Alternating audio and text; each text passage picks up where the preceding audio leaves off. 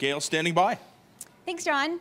So I've been asking people to send me Twitter questions all week long to my Twitter at Gail Gabrielle, as well as at Real Sports, and you can always ask me questions there. But this one came from @DubDanger, and he wants to know, Miguel, is wrestling fake? Is wrestling fake? What kind, like real wrestling or pro WWE wrestling? Well, there's a version for the kids that I'll give them.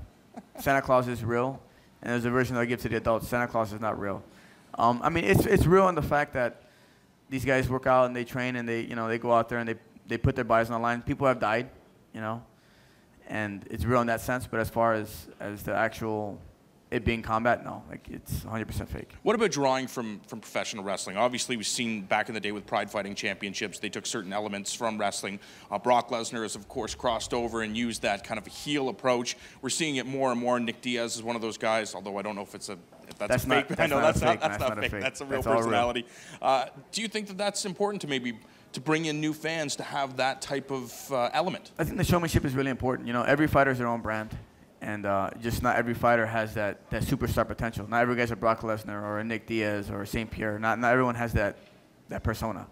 And the thing with the fake wrestling is it gives you a persona. You work on your character first before you're an athlete. You work on your character, you lift some weights, and you go out there and you get a routine. But here in fighting, the guys train. It's more martial arts orientated.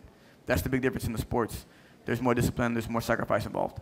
And you don't have time to go home and work on what you're going to say or your speech you're going to give or whatever. And I think lessons like that can help fighters out, but not every fighter has that in them. I know a lot of guys that are great fighters that are very shy, and you put them in front of a camera and they're like, they don't know what to say. They have a great personality. You go out with them, they can talk all day, and you put them in front of a camera and they get gun shy. So I think in that aspect, wrestling is great, but as far as sport-oriented sports, nothing beats mixed martial arts.